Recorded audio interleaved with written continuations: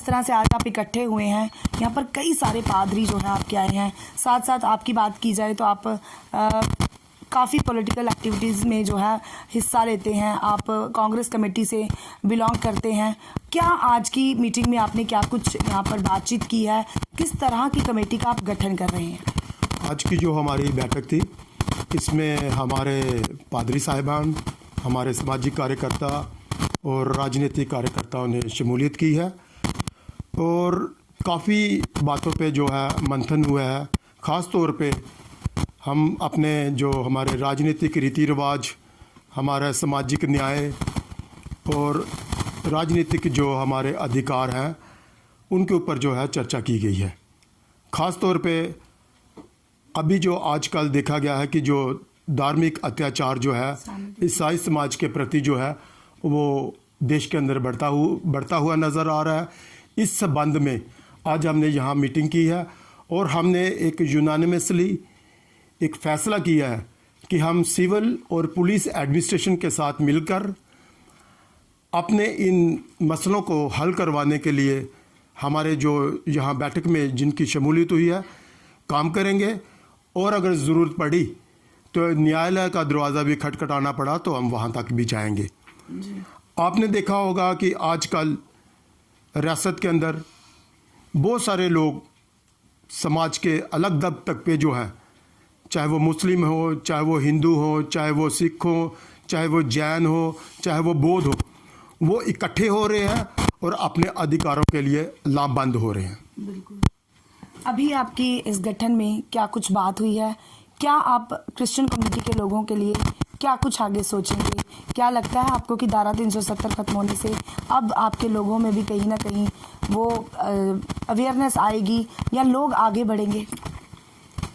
जो लोगों के अंदर जो अवेयरनेस है उनके मतलब कि अपने राजनीतिक, सामाजिक और धार्मिक कार्यक्रमों के लिए वो जो अवेयरनेस है वो पहले से ही हमने इनके साथ काफ़ी जो है चर्चा इस मीटिंग इसमें इनके बैठक में हुई है, जिसमें ये इन विषयों पे चर्चा की गई थी।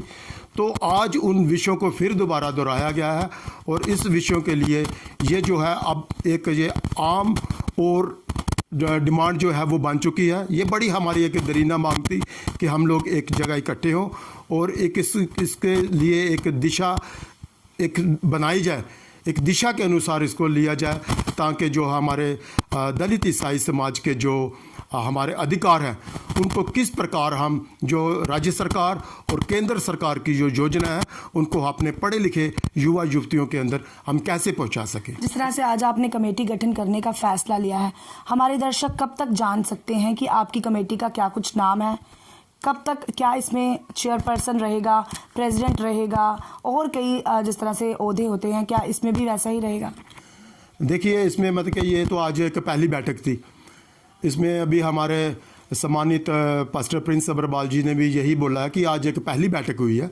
इसमें एक 2-4 बैठकें होंगी जिसमें इस जो हमारा जो गठन हुआ है पास्टर्स का और हमारे सामाजिक कार्यकर्ता का और पॉलिटिकल लीडर्स का, इसमें हम 1-2 बैठकें करने के बाद इसके नाम का भी हम जो इसका टाइटल होगा वो टाइटल बनाया जाएगा, नामिक्लेचर दिया जाएगा इसका।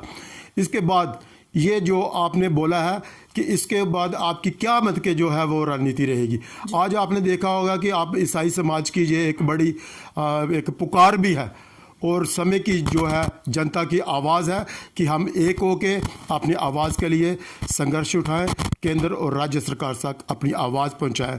मैं ज़्यादा ना बोलते हुए स्पिरिट न्यूज़ का तक से अपनी रियासत जम्मू कश्मीर के दलित ईसाइयों की आवाज़ केंद्र तक और राज्य सरकार तक और यहाँ पर हमारे जो अब नवनिर्वाचित एलजी हैं मनोज सिन्हा जी, उन तक ये आवाज़ पहुँचाना चाहता हूँ कि जो दलित ईसाइयों के अधिकार हैं वो जल्द से जल्द उनको सुनिश्चित किया जाए और उनको जो उनके अधिकारी हैं उन तक निर्देश दिए जाएं ताकि इनको जल्द से जल्द जो है इनको एक राहत का एक पैकेज अनाउंस किया जाए ताकि ये भी जो है मुख्य धारा में आ सके। जी, बहुत बहुत धन्यवाद।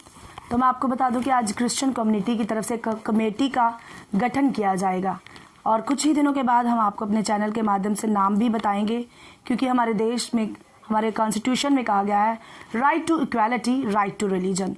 तो हर एक को हक है अपनी बात रखने का। अब ये जो कमेटी का गठन कर रहे हैं अपने लोगों के हित में बात कर रहे हैं, तो आप लोग भी इनका सहयोग करें।